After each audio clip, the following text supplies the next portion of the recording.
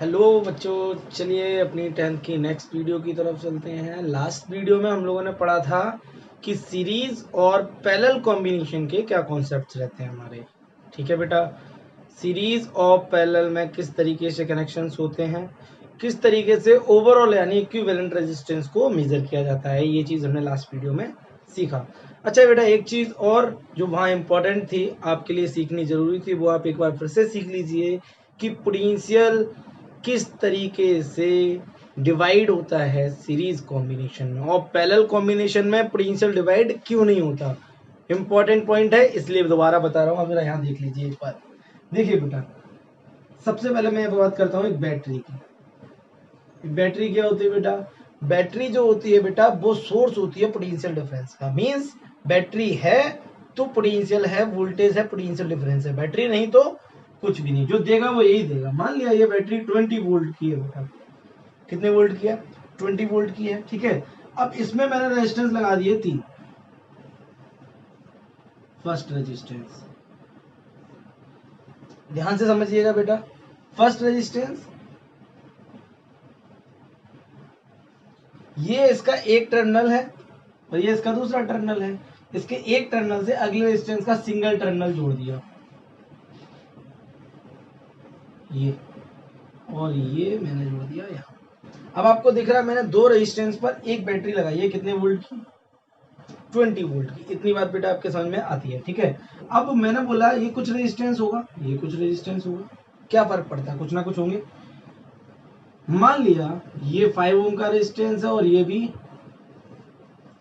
5 ओम का रेजिस्टेंस है। अब जरा समझिए, ये जो बैटरी 20 वोल्ट की है, इसके ये जो टर्मिनल्स हैं, ये बैटरी के टर्मिनल्स है, चाहे यहाँ मान लो चाहे यहाँ मान लो, और फिर मैं इन टर्मिनल्स को यहाँ ना मान के यहाँ भी मान सकता हूँ।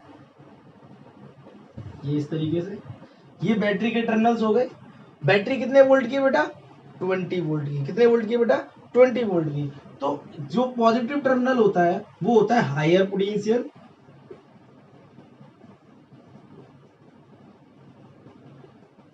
और जो नेगेटिव टर्मिनल होता है बेटा वो होता है लोअर पोटेंशियल।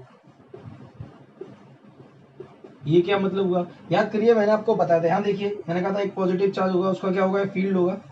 बताया था फील्ड होगा। फील्ड के दो पॉइंट के बीच का पोटेंशियल डिफरेंस होता है। तो एक पॉइंट जो होता है वो हायर पोटेंशियल पे होगा, कम डिस्टेंस है हायर, और एक होगा लोअर। ऑब्वियस सी बात है, पोटेंशियल डिफरेंस बनेगा ही तभी जब एक बड़ा होगा, एक का पोटेंशियल बड़ा होगा, एक का पोटेंशियल कैसा होगा? छोटा। तो इन दो पॉइंट के बीच में पोटेंशियल डिफरेंस है ना? और एक तरफ ज्यादा होगा, एक तरफ कम होगा। नेगेटिव वाले को मान के चलते हैं जीरो पोटेंशियल। कितना मान के चलते हैं बेटा? Zero potential. और जो पॉजिटिव वाला है उसको मान के चलते हैं हायर पोटेंशियल, यानी कितने वोल्ट की? 20 वोल्ट। तो ये कितना हो गया? 20 वोल्ट हो गया। मान के चलेंगे ये टर्मिनल जीरो वोल्टेज पर, ये टर्मिनल 20 वोल्ट पर। अब तो इन दोनों पॉइंट के बीच में कितना पोटेंशियल डिफरेंस हो गया? 20 वोल्ट, जो कि हमारी बैटरी का है। बैटरी ने दे दिया। बट ये 20 वोल्ट इन दो पॉइंट्स के बीच का, यानी दोनों रेजिस्टेंस को कितना मिल रहा है? 20 वोल्ट। कितना मिल रहा है? 20 वोल्ट। अगर इन पॉइंट के बीच में एक ही रेजिस्टेंस लगा होता है ये, तो इस रेजिस्टेंस को भी कितना मिलता? 20 वोल्ट, क्योंकि दोनों रेजिस्टेंस के टर्मिनल के बीच में। लेकिन कितने टर्मिनल है, कितने रेजिस्टेंस है? दो। ये तो एक बात हो, यहां से बढ़ेंगे 10 volt, 20 volt, 30 volt, 50 volt, 40 volt and 50 volt. तो यहाँ कितना हुआ? ये 1 वोल्ट, 2 वोल्ट, 3 वोल्ट, 5 वोल्ट, इस तरीके से तो बढ़ेगा। 5 6 7 9 10 11 12 13 14 15 19 20, ऐसी तो बढ़ेगा। यहाँ तक, यहाँ से लेके यहाँ तक किस तरीके से बढ़ेगा? यहाँ से लेके यहाँ तक 20 तक बढ़ेगा। 1 2 3 4 5 इसी तरीके से बढ़ेगा। इस पॉइंट पे रुक जाओ तो ये बीच का पॉइंट है, मान लिया कितना हो गया? 10 वोल्ट। यहाँ रुकोगे तो यहाँ कितना हो जाएगा? 15 वोल्ट। यहाँ रुकोगे यहाँ कितना हो जाएगा? 5 वोल्ट। इसी तरीके से क्या होता है? पोटेंशियल डिवाइड होता रहता है, बदल मतलब बढ़ जाता है, डिवाइड हो जाता है। कहां से लेके कहां तक? बैटरी के एक टर्मिनल से लेके बैटरी के दूसरे टर्मिनल तक बढ़ जाता है। वो जो ज्यादा रेजिस्टेंस होगा, आपने ये फॉर्मूला पढ़ा है, V is equal I are. दिख रहा है आपको? ये समझना मेरी बात। ये सब में करंट कैसा चलेगा? इक्वल, क्योंकि ये किसमें है? सीरीज में है। तो करंट से फर्क नहीं पड़ता। रेजिस्टेंस यानी V is directly proportional to resistance. यही मतलब निकला, क्योंकि आई कांस्टेंट हो गया, यानी रेजिस्टेंस जिसका ज्यादा होगा वोल्टेज भी कैसा खा जाएगा? ज्यादा। मींस अगर मैं इस वाले रेजिस्टेंस की बात करूं, ये अगर 10 ओम का हुआ, ये 5 ओम का हुआ, तो ये ज्यादा रेजिस्टेंस हो गया। और ज्यादा रेजिस्टेंस वोल्टेज कैसा खाएगा, ज्यादा, तो यहाँ 15 वोल्ट का हो जाएगा, यहाँ कितने वोल्ट का हो जाएगा, 5 वोल्ट का। यानी कम ज्यादा का खेल चलेगा। कैसा चलेगा, कम ज्यादा। लेकिन अगर दोनों इक्वल हुए, ये भी 10 ओम, ये भी 10 ओम, तो ये भी 10 वोल्ट लेगा और ये भी कितना लेगा, 10 वोल्ट, क्योंकि दोनों रेजिस्टेंस कैसे हैं, सेम, तो वोल्टेज भी कैसे खाएंगे, सेम खाएंगे। तो ये होता है डिवीजन ऑफ पोटेंशियल डिफरेंस। इसलिए सीरीज में पोटेंशियल बढ़ जाता है, क्योंकि पॉइंट्स, दो पॉइंट्स के बीच में होता ही है पूरा और बढ़ जाता है। लेकिन पैरेलल में क्या होता है भाई, पैरेलल देखिए बेटा, हमने यहाँ पे एक रेजिस्टेंस जोड़ देना है, यहाँ पर एक रेजिस्टेंस जोड़ देना है और यहाँ पर एक रेजिस्टेंस जोड़ देना है। हमने 3 रेजिस्टेंस जोड़ दिए। फिर से वही बात, ये 0 पोटेंशियल पर, ये 20 वोल्ट पर है। अब मुझे एक बात बताओ, ये रेजिस्टेंस कितने पर है, ये रेजिस्टेंस 20 वोल्ट पर, 0 20, ये कितने पर है, 0 20, ये कितने पर है, 0 20, यानी सब कितने पर है, 0 और 20, यानी सबका पोटेंशियल डिफरेंस कितना, 20 वोल्ट 20 वोल्ट 20 वोल्ट। यानी पैरेलल में नहीं बढ़ेगा, लेकिन सीरीज में बढ़ जाता है, क्योंकि पॉइंट्स एक्स्ट्रा हो जाते हैं। समझ में आ गई होगी इतनी बात आपकी बेटा। चलिए अब थोड़ा आगे बढ़ते हैं। पिछली वीडियो में हम लोगों ने ये कॉम्बिनेशन सीख लिया था किस तरीके से। आज हम खत्म करते हैं इस 10th के फर्स्ट चैप्टर को। इस चैप्टर में हम आगे है जो आपका है heating effect of electric current. क्या है बेटा, heating effect of, what do you mean by heating effect of electric current. देखिए, हम जब अपने हाथों को ऐसे रब करते हैं तो आपको पता है हमारे हाथ क्या हो जाते हैं, गर्म हो जाते हैं। क्यों हो जाते हैं, आपको पता है हमारे हाथों में क्या लगता है, फ्रिक्शन। उस फ्रिक्शन की वजह से हमारे हाथ क्या हो जाते हैं, गर्म। Always remember, friction leads heat. क्या, फ्रिक्शन लीड्स हीट। जब जब फ्रिक्शन होगा तब तब थोड़ी बहुत हीट प्रोड्यूस होगी, ये आप माइंड में रखें हमेशा। ठीक, इसके बाद की कहानी क्या, आपने अभी भी कुछ दिन पहले ही सीखा कि कंडक्टर में क्या चलता है, करंट। करंट के नाम पे क्या दौड़ रहे हैं, इलेक्ट्रॉन्स दौड़ रहे हैं। करंट के नाम पे अगर इलेक्ट्रॉन दौड़ रहा है किसी कंडक्टर में, तो आपको पता है कंडक्टर के अंदर रेजिस्टेंस भी होता है। क्या होता है, तो दो क्वांटिटी होगी, करंट, दूसरी रेजिस्टेंस। करंट होगा तो इलेक्ट्रॉन्स दौड़ेंगे, दूसरा रेजिस्टेंस भी होना चाहिए। अच्छा, रेजिस्टेंस क्या करेगा, रेजिस्टेंस इलेक्ट्रॉन्स को जाने से रोकेगा। दैट मीन्स इलेक्ट्रॉन्स रब करेंगे दूसरे इलेक्ट्रॉन्स या एटम्स में, जिसकी वजह से रेजिस्टेंस आएगा। ठीक है, और जब रब करेंगे तो फ्रिक्शन होगा, फ्रिक्शन होगा तो क्या प्रोड्यूस होगी बेटा, हीट। क्या प्रोड्यूस होगी, हीट। ये बात आपके समझ में आ गई होगी। ठीक, तो हीट प्रोड्यूस होती है किससे, रबिंग से, फ्रिक्शन से। और इलेक्ट्रॉन्स जब किसी कंडक्टर में दौड़ते हैं यानी करंट होता है जब, तो रेजिस्टेंस की वजह से फ्रिक्शन होता है। तो करंट और रेजिस्टेंस की वजह से क्या हो जाता है, फ्रिक्शन, और फ्रिक्शन की वजह से क्या हो जाता है, हीट प्रोड्यूस। तो हीट का रीजन क्या हो गया, करंट और रेजिस्टेंस। ठीक है, तो हीट की मेजरमेंट किससे होनी चाहिए, करंट से और रेजिस्टेंस। जितना ज्यादा करंट, जितना तेजी करोगे, जितना ज्यादा मोशन से दौड़ेंगे इलेक्ट्रॉन, उतनी ज्यादा हीट। जितना ज्यादा रेजिस्टेंस, यानी मैं इनको बीच में बालू लगा के रख दूंगा तो ज्यादा जल्दी गर्म हो जाएगा। यानी जितना ज्यादा रेजिस्टेंस होगा उतनी ज्यादा हीट प्रोड्यूस होगी, और जितना ज्यादा टाइम तक चलेगा सब कुछ, मीन्स मैं ज्यादा देर तक और देर और देर और देर और तो हीट बढ़ती चली जाएगी। यानी 3 क्वांटिटीज होती है जिन पर हमारी हीट क्या करती है, डिपेंड करती है। एक तो करंट, दूसरा रेजिस्टेंस और तीसरा टाइम। ये 3 क्वांटिटी हैं जिन पर हमारी हीट डिपेंड करेगी। आप ये दिमाग लगा के सोच सकते हो। यही वो फैक्टर्स हैं जो किसको प्रोड्यूस करते हैं, हीट को, बट दूसरे तरीके से सोचते हैं थोड़ा। 9th क्लास में आपने सीखा है क्या, energy can neither be created nor be destroyed. Heat क्या है, एनर्जी। जब इलेक्ट्रॉन्स दौड़ेंगे तो एनर्जी प्रोड्यूस हो जाएगी, क्या क्रिएट तो होगी नहीं, तो पहले से एनर्जी आएगी। एनर्जी कहाँ से आई, इलेक्ट्रिकल एनर्जी। ये इलेक्ट्रिकल एनर्जी आई कहाँ से, बैटरी से। बैटरी में क्या था, इलेक्ट्रिक पोटेंशियल। क्या था बेटा, इलेक्ट्रिक पोटेंशियल। तो इलेक्ट्रिक पोटेंशियल वाली जो एनर्जी है वही एनर्जी किस में कन्वर्ट होगी, हीट में। क्योंकि एनर्जी क्रिएट नहीं होती, कन्वर्ट होती है एक फॉर्म से दूसरी फॉर्म में। तो कहां से कन्वर्ट हो रही है, बैटरी वाली एनर्जी। बैटरी वाली एनर्जी कितनी है, जरा देखिए, देखो यहाँ जरा ध्यान से समझ लेना बेटा मेरी बात। आपने पढ़ा था potential difference is equal W upon Q, ये फॉर्मूला पढ़ा था, याद हो तो आपको। V is equal W, energy कहाँ है, ये वही तो है, ये वर्क डन। वर्क डन ही तो एनर्जी होता है, वर्क डन स्टोर हो जाता है, पोटेंशियल है, तो वर्क इक्वल क्या हो गया, V इंटू Q। ये वर्क हो गया, और यही वर्क कैसे, यही वर्क कन्वर्ट होगा किसमें, हीट में। क्यों, अभी मैंने आपको सिखाया हीट प्रोड्यूस कर रहा है कौन, बैटरी। तो बैटरी की एनर्जी तो किसमें कन्वर्ट होगी, हीट में। अगर बैटरी नहीं होती तो इलेक्ट्रॉन नहीं दौड़ते, इलेक्ट्रॉन नहीं दौड़ते तो रब नहीं होता, रब नहीं होता तो हीट भी प्रोड्यूस नहीं होती। तो इलेक्ट्रॉन हीट तब प्रोड्यूस करेंगे जब वो ये एनर्जी खाएंगे। कौन सी एनर्जी, बैटरी वाली एनर्जी। तो यही W किसके इक्वल हो जाएगा, हीट के। That means heat is equal W। तो हीट का फॉर्मूला क्या हो गया, V इंटू क्यू। समझ गए होगे मेरी बात। तो हीट क्या है, वर्क डन। कौन सा वर्क डन, जो बैटरी करती है। बैटरी जितना भी एनर्जी रखती है वो सारी एनर्जी क्या होती है, हीट में कन्वर्ट हो जाती है। इतनी बात आपके समझ में आई। इनको थोड़ा सा चेंज कर लीजिए, वरना यही फॉर्मूला है हमारे लिए। हम इसको थोड़ा सा चेंज कर सकते हैं, जरा देखिए इसको थोड़ा सा क्या कर सकते हैं बेटा, चेंज कैसे। V Q को क्या लिख सकते हैं, आपने पढ़ा था V I is equal Q upon T। ये फॉर्मूला पढ़ा था आपने कि नहीं पढ़ा था, फॉर्मूला पढ़ा था आपने। तो यहाँ से Q इक्वल क्या आ जाएगा, क्रॉस मल्टीप्लाई कर दो तो Q इक्वल हो जाएगा IT। ठीक है, T यहाँ टाइम था तो यहाँ पे लगा दीजिए V और Q की जगह IT। एक फॉर्मूला हो गया VIT। ठीक है, Q की जगह IT तो VIT। अब V क्या होता है, आपने ओम्स लॉ से पढ़ा, V इज इक्वल IR। याद है Ohm's law, Venugopal Iyer. V is equal IR। तो जब V इज इक्वल IR करोगे तो H इज इक्वल V की जगह रख दो तो IR इंटू IT। मल्टीप्लाई करोगे तो H इक्वल क्या हो जाएगा, I स्क्वायर RT। ये समझिए, I स्क्वायर RT। एक और फॉर्मूला आ गया आपके सामने। ठीक है, कुछ नहीं कर रहे हैं हम, सिर्फ और सिर्फ चेंज कर रहे हैं किसको, टर्म्स को। हम थोड़ा सा और भी चेंज कर सकते हैं। I इज इक्वल क्या होता है, जैसे V इज इक्वल IR है तो यहाँ से I इज इक्वल क्या हो जाएगा, V अपॉन R। क्या equal, I is equal V upon R। उठा के यहाँ रख दो तो H is equal V square upon R square into RT। R से R cancel, that means E is equal V square upon R into T। ये भी एक फॉर्मूला हो गया। देखो बेटा मैं आपको बताऊं, फॉर्मूला बनते हैं, फॉर्मूले क्या होते हैं, बनते हैं, याद नहीं किए जाते। तो आपको कौन सा फॉर्मूला याद रखना है, ये। That means H is equal W, W is equal VQ।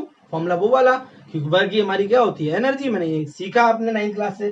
तो work, heat is equal work. और इस फॉर्मूले से आप आगे फॉर्मूले बढ़ाते जाओ बढ़ाते जाओ बढ़ाते जाओ, जब तक आप कहाँ ना पहुंच जाओ यहाँ पर। बट एक्चुअल फॉर्मूला हीट का कौन सा है जरा बताइए। देखिए फॉर्मूले वो होते हैं जिनमें ये पता चले कि क्वांटिटी किस पर डिपेंड कर रही है। जैसे मैंने कहा स्पीड का फॉर्मूला डिस्टेंस अपॉन टाइम, यानी डिस्टेंस पर डिपेंड करती है और टाइम पर डिपेंड करती है। फॉर्मूला एकदम करेक्ट है मेनली। तो अभी थोड़ी देर पहले मैंने आपसे कहा था बेटा हीट किस पर डिपेंड करती है, तो मैंने आपको बता दिया, एक करंट, दूसरा रेजिस्टेंस और तीसरा टाइम। सारे फॉर्मूले आपके सामने लिखे हुए हैं, number 1, number 2, number 3 and number 4।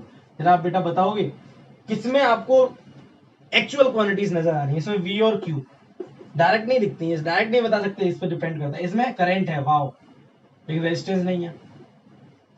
इसमें करंट भी है, रेजिस्टेंस भी है, टाइम भी है। ये फॉर्मूला एग्जैक्ट वो फॉर्मूला है, मैं बता रहा हूं आपको, ये फॉर्मूला एग्जैक्ट वो फॉर्मूला है जो अच्छे से एक्सप्लेन करता है हीट के प्रोडक्शन को। क्यों, हीट डिपेंड करता है करंट पर, हीट डिपेंड करता है रेजिस्टेंस पर, हीट डिपेंड करता है टाइम पर। बोलो बात समझ में आई या नहीं आई। हीट इन तीनों चीजों पर डिपेंड करता है, मैंने पहले ही बोला था। और इसी फॉर्मूले में अकेला दिख रहा है क्या कि हीट इन चीजों पर क्या करता है, डिपेंड करता है। तो जरा देखो फिर से, मैं अकेला यही फॉर्मूला लिखता हूं, S is equal I square RT। दिख रहा है ये फॉर्मूला। इस फॉर्मूले से आपको क्या समझ में आ रहा है, इस फॉर्मूले से हमारी ये समझ में आ रहा है H is directly proportional to I square. मैंने आपसे कहा था करंट जितना ज्यादा होगा हीट उतनी ज्यादा होगी, लेकिन यहाँ से प्रोपोर्शनलिटी समझ में आ रही है। करंट अगर डबल करोगे तो हीट 4 टाइम्स बढ़ेगी, करंट अगर 4 टाइम्स करोगे तो हीट 16 टाइम्स बढ़ेगी। इस तरीके से डिपेंड करता है। H is directly proportional to resistance. Obvious सी बात है, जितना ज्यादा रेजिस्टेंस होगा हीट उतनी ज्यादा प्रोड्यूस होगी। और H is directly proportional to time. Heat किसके प्रोपोर्शनल होती है, टाइम तक। जितने ज्यादा टाइम तक करंट फ्लो होता रहेगा, जितने ज्यादा टाइम तक करोगे उतना ज्यादा क्या होगा, हीट प्रोड्यूस होगी। इतनी बात आपके समझ में आई बेटा। तो जरा ध्यान से देखो, ये 3 पॉइंट स्टेटमेंट आपको दिख रहे हैं। ये 3 स्टेटमेंट एक्चुअल में हीट प्रोडक्शन को डिनोट करते हैं, इसलिए इनको यूज किया जूल्स ने। किसने यूज किया, मिस्टर जूल, एक साइंटिस्ट है। कौन है, एक साइंटिस्ट जूल, इन्होंने यूज किया और इसे बना दिया जूल्स लॉ। जूल का लॉ किसका, ऑफ हीटिंग। समझिएगा बेटा बहुत अच्छे से, इसे क्या बना दिया, जूल्स लॉ ऑफ हीटिंग। क्यों बनाया, क्योंकि हीट का एक्चुअल रीजन यही 3 क्वांटिटी होती है। आपको सर बाकी 3 फॉर्मूले भी तो, उनको क्यों नहीं बनाया Joule's law of heating. Reason आपके माइंड में चल रहा होगा अगर आपने ये वीडियो पूरी देखी होगी। आप वीडियो एंड तक देखा करिए, ठीक है। फिर इसके बाद देखो, तो इसका मतलब क्या हुआ, according to Joule's law of heating the heat produce in a conductor is directly proportional to the square of the current flowing through that conductor.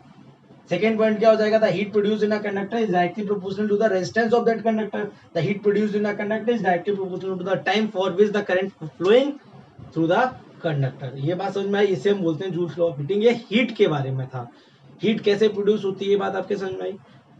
Energy है ये, हीट ही क्या होती है बेटा, एनर्जी। या तो आप कह सकते हो ये एनर्जी कंज्यूम हुई, या आप कह सकते हो हीट प्रोड्यूस हुई, ठीक है। एनर्जी बैटरी की कंज्यूम कर लो, या कह दो हमारी पावर हाउस से आती है उसको कंज्यूम कर लो, लेकिन हीट भी हमारी क्या है, एनर्जी है, ठीक है। जो चेंज फॉर्म्स है, चेंज हो गई एक से फॉर्म दूसरे फॉर्म में, लेकिन है वो एनर्जी। दूसरी चीज, ये हमारा कॉन्सेप्ट था हीट का। अब अगला कॉन्सेप्ट हमारा जो बेटा है वो है पावर का, लेकिन इसके आगे लगेगा जरूर। तो मेन पॉइंट है वो क्या है, इलेक्ट्रिक पावर बेटा। क्या, इलेक्ट्रिक पावर हमारा अगला कॉन्सेप्ट है। अच्छा, पावर और इलेक्ट्रिक पावर में क्या अंतर, पावर आपने 9th क्लास में पढ़ी थी। क्या मैंने कहा था, वर्क करने की जो स्ट्रेंथ होती है उसको क्या बोलते हैं, पावर। वर्क करने की जो स्ट्रेंथ होती है उसको क्या बोलते हैं बेटा, पावर। अच्छा, वर्क करने की स्ट्रेंथ कैसे, तो हमने उसको मेजर करने के लिए 1 सेकेंड का वर्क डन लिया था, याद हो आपको तो। 1 सेकेंड का वर्क डन जो होता है उसको क्या बोलते हैं, पावर बोलते हैं, याद है, ठीक है। लेकिन यहाँ क्या है, यहाँ पर वर्क नहीं हो रहा है, यहाँ पर एनर्जीज आ रही हैं। क्या आ रही हैं, एनर्जीज। वर्क कह सकते हैं, बैटरी वर्क कर रही है, लेकिन है तो वो इलेक्ट्रिकल एनर्जी। बैटरी का वर्क था मानता हूं, लेकिन वो क्या थी, इलेक्ट्रिकल एनर्जी। तो यहाँ पर क्या आ रही है, एनर्जी। तो वो एनर्जी आ किस फॉर्म में रही है, वो आ रही है, अभी अभी आपने सीखी थी, एनर्जी आ रही है किस फॉर्म में, वर्क की फॉर्म में। किसके वर्क की फॉर्म में, बैटरी की, और ये किसके इक्वल होती है, वी क्यू। तो ये एनर्जी आ जाएगी, वर्क की जगह क्या, एनर्जी, क्योंकि हमारी इलेक्ट्रिसिटी के अंदर हम एनर्जी की बात करते हैं, वर्क की बात नहीं करेंगे, ठीक है, क्योंकि वो एनर्जी में कन्वर्ट हो रही है, वो एनर्जी की तरह ही निकल रही है, जिसको आप क्या कहते हैं, इलेक्ट्रिकल एनर्जी। तो पावर क्या हुआ, आप समझिए पावर का मतलब क्या हुआ, दो तरीके से समझिए। यहाँ पर पावर दो तरीके से होती है, या तो कंज्यूम होगी या प्रोड्यूस की जाएगी। तो एक हो गई प्रोड्यूस करने की पावर, एनर्जी या तो प्रोड्यूस की जाएगी जैसे बैटरी, या कंज्यूम की जाती है, जैसे फैन हो गया, CFL हो गई, ये सारी चीजें कंज्यूम करती हैं। तो या तो एनर्जी कंज्यूम होती है, या एनर्जी प्रोड्यूस की जाती है। तो बैटरी प्रोड्यूस करती है, और जो बाकी एप्लियंसेस होते हैं वो कंज्यूम करते हैं। तो पावर दो तरीके की हो गई, एक तो प्रोड्यूस करने की पावर और एक कंज्यूम करने की पावर। मेनली आपकी इस चैप्टर में चलेगी, वो चलेगी कंजम्पशन वाली पावर। प्रोड्यूस करने वाली पावर बाद में देखेंगे, वो बात की बात है। फिलहाल कंजम्पशन की बात करते हैं। जितने भी एप्लियंस होते हैं वो एनर्जी कंज्यूम करते हैं। क्या करते हैं, एनर्जी कंज्यूम। कौन ज्यादा एनर्जी कंज्यूम करेगा, तो आप कहोगे सर कोई भी कर सकता है, एक CFL भी कर सकती है जो 7 वोल्ट की होगी, और एक CFL भी कर सकती है जो 15 वोल्ट की होगी, वो भी कर सकती है एनर्जी ज्यादा कंज्यूम। टाइम की बात है, अगर कोई ज्यादा टाइम तक जलेगी तो ज्यादा एनर्जी कंज्यूम करेगी, कम टाइम तक जलेगी तो कम एनर्जी कंज्यूम करेगी। तो हम कहेंगे पावर किसकी ज्यादा, तो वही कॉन्सेप्ट लगेगा, हम दोनों को कितना सेकंड देंगे, 1 सेकंड। 1 सेकंड में जो ज्यादा एनर्जी कंज्यूम करेगा उसकी एनर्जी कंज्यूम करने की पावर कैसी होगी, ज्यादा होगी। जो ज्यादा एनर्जी कंज्यूम करेगा उसकी एनर्जी कंज्यूम करने की पावर कैसी, ज्यादा। और कंपेयर करने के लिए कितना कितना सेकंड देंगे, 1। जैसे मैंने बोला एक मार्कर ये, एक मार्कर ये दोनों एनर्जी से, ये दोनों लाइट से चलते हैं, ठीक, मैंने दोनों लाइट से चला दिया। अब मैंने कहा ये 1 सेकंड में 10 जूल्स खाया, ये 1 सेकंड में 20 जूल्स खाया, किसकी पावर ज्यादा, इसकी पावर ज्यादा, क्योंकि 1 सेकंड में 20 खाता है। लेकिन ये भी खा सकता है 20 जूल, लेकिन इसको कितने सेकंड लगेंगे, 2। अब आपको जितने भी 20 खाया, इसने भी 20 खाया, लेकिन पार्शियलिटी हो गई ना किसकी, टाइम की। इसको 2 सेकंड्स दिए जबकि इसको 1 सेकंड दिया, तो पावर फिर भी किसकी ज्यादा है, इसकी। तो इसलिए मेजरमेंट कितने सेकंड की होती है, 1 सेकंड की। तो हम क्या डेफिनेशन बनाते हैं, the energy consumed by an appliance in 1 second, energy consumed by an appliance in 1 second is called the power of that appliance. उस एप्लियंस की क्या कही जाती है, पावर। अब मैं जैसे बोलूं पावर किसी की 100 वॉट है, 100 वॉट का बल्ब, सूर्य प्रकाश जो भी मान लीजिए, 100 वॉट का बल्ब है, इसका मतलब क्या, वो 1 सेकंड में 100 जूल्स एनर्जी खा लेता है, 100 जूल्स एनर्जी कंज्यूम कर लेता है। समझ में बात आई है नहीं आई, ऐसे ही आप सोच सकते हो बहुत अच्छे से। जैसे हमने कहा हमारे घर, हमारे बाहर मीटर लगा होता है, वो मीटर क्या करता है, वो मीटर एक्चुअल में यही कैलकुलेट करता है आपने कितनी एनर्जी कंज्यूम की। जैसे हमारे घर में 4 फैन लगे हैं 100 50 वॉट के, तो 200 वॉट हो गए। तो वो अगर 1 सेकंड भी चलते हैं ना, तो 1 सेकंड में 200 जूल्स एनर्जी खा लेते हैं। ये किसने देखा 200 खाया, बाहर मीटर लगा ना, वो मेजर कर रहा है। अगर मीटर नहीं लगा होगा तो आप एनर्जी कंज्यूम करते जाओ, कोई मेजर ही करने वाला नहीं है। आप समझ रहे हो, CFL लगा दिया आपने 7 वॉट की 10, तो 70 वॉट हो गई, तो 1 सेकंड में 70 जूल्स एनर्जी खा जाएंगे। अब सोचो अगर हमारा बिल बनना होगा तो 70 जूल्स पे 1 रुपए लगेगा, सोच के देखिए, 70 जूल्स पे 1 रुपए लगेगा। अगर 70 जूल्स पर 1 रुपए लगेगा तो 700 जूल्स पर 10 रुपीज लग जाएंगे।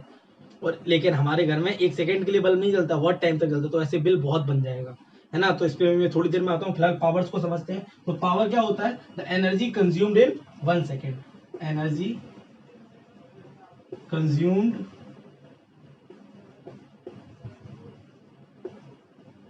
Bye an appliance in 1 second, that's it, इतनी सी बात है।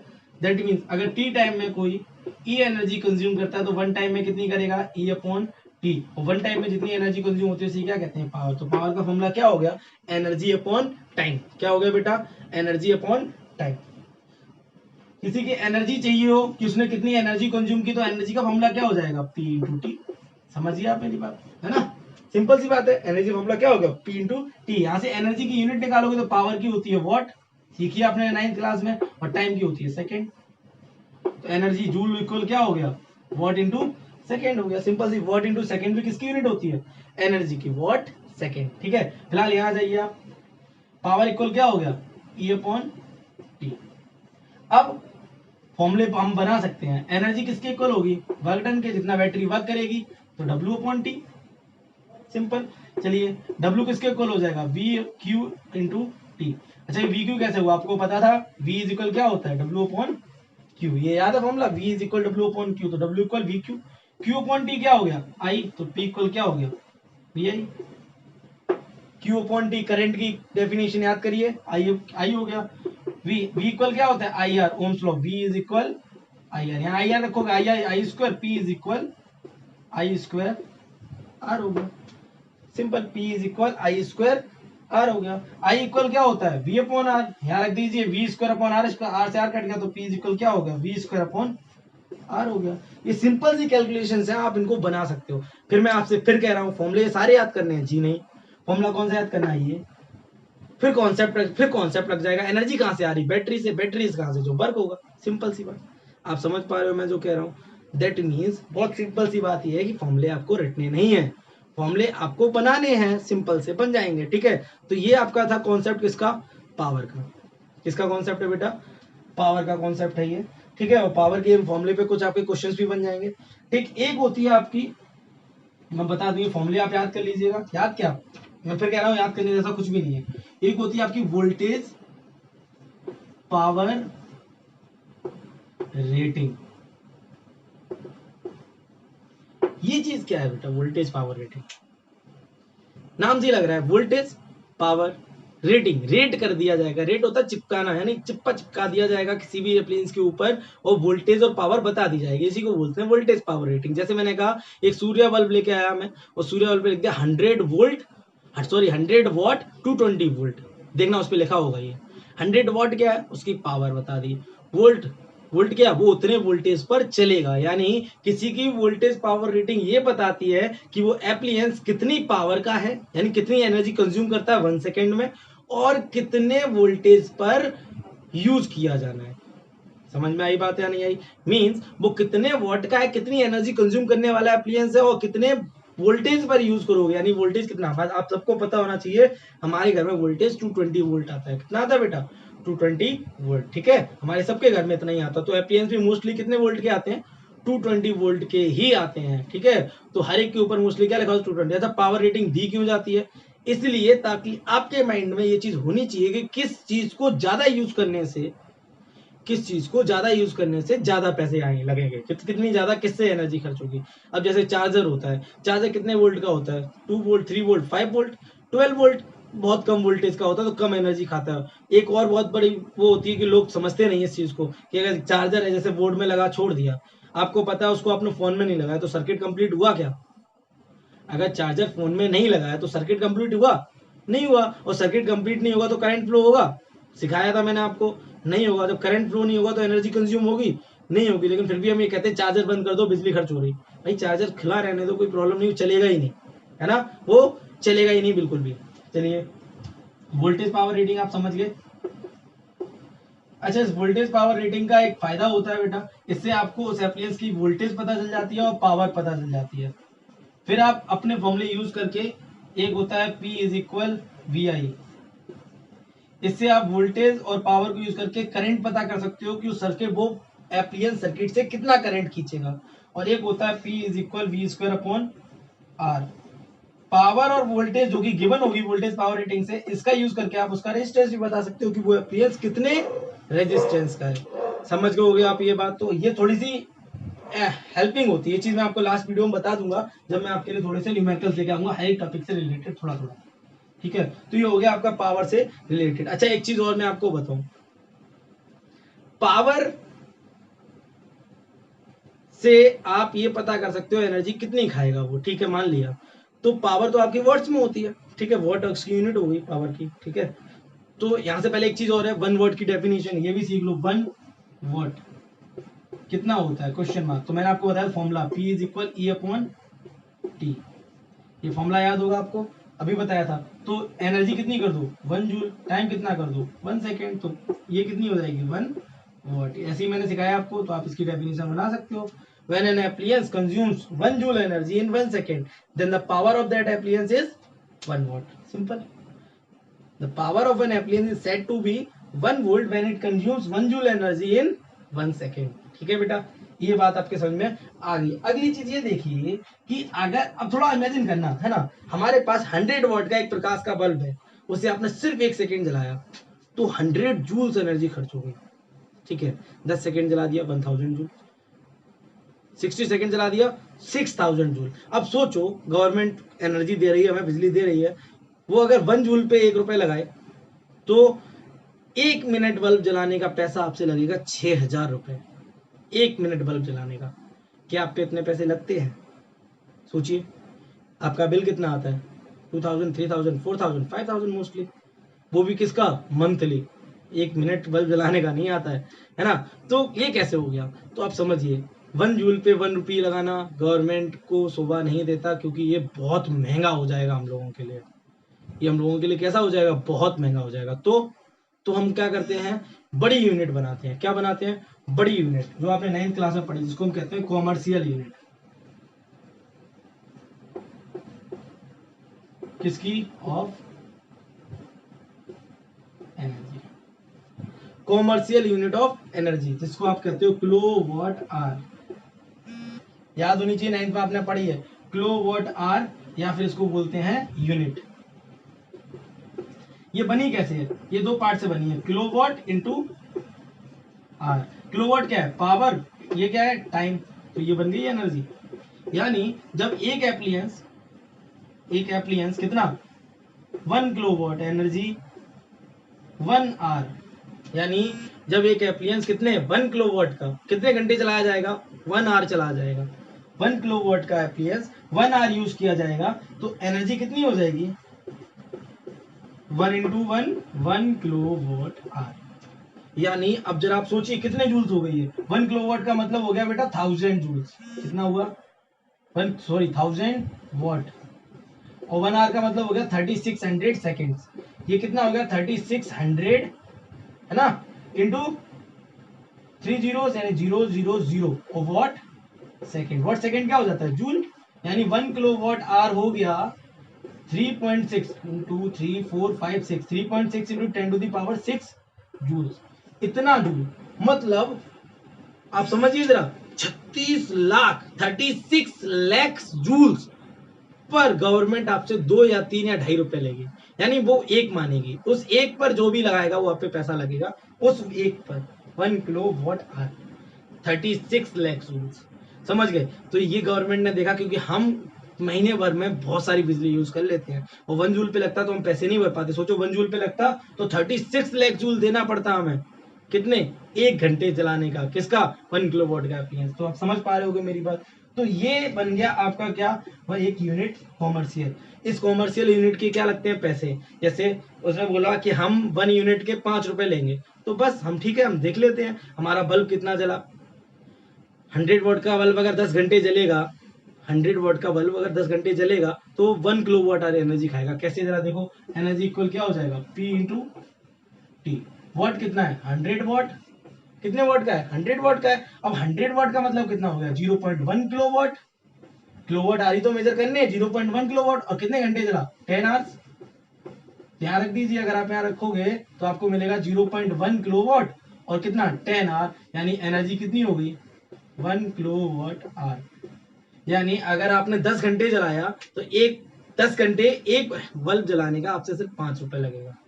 ठीक है, ये मैं थोड़ा जल्दी कर दिया क्योंकि आपने 9th क्लास में पढ़ा है, आप वीडियो जरा रिवाइंड कर करके देख लेना, आपको समझ में आ जाएगा। ठीक है बेटा, इतनी बात। तो इसे बोलते हैं 1 किलोवाट आर, जो कि एक कॉमर्शियल यूनिट है जिसपे गवर्नमेंट हमसे पैसे लेती है, जो बाहर लगा हुआ मीटर मेजर करता रहता है। जिससे आप कहते हो कितनी यूनिट बिजली आई, जरा देखना कितनी रीडिंग है मीटर की, वही चीज। ठीक है बेटा, तो ये आपके पास समझ में आ गई।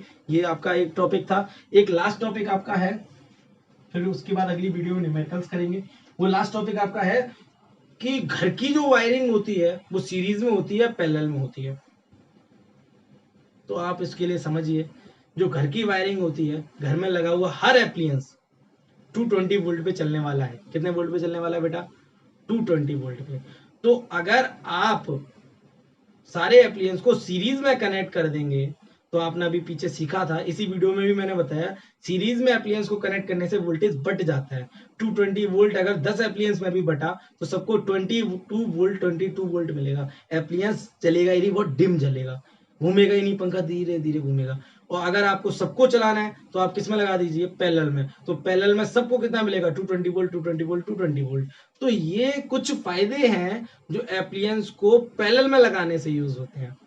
ठीक है, तो हमारे घर की जो वायरिंग होती है वो कैसी होती है? पैरेलल कॉम्बिनेशन में होती है, सीरीज कॉम्बिनेशन में नहीं होती है। और भी कुछ रीजन है, मैं आपको बताऊं, थोड़े से एडवांटेजेस बता देता हूं आपको।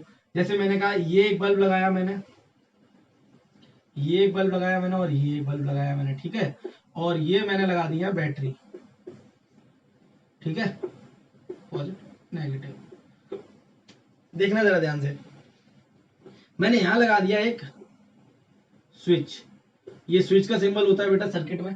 ठीक है, इसको यार टच कर दो, कट, टच, बंद, खुल गया। तो इसको टच करोगे, जैसे ही टच करोगे तो ये तीनों बल्ब जलेंगे, है ना।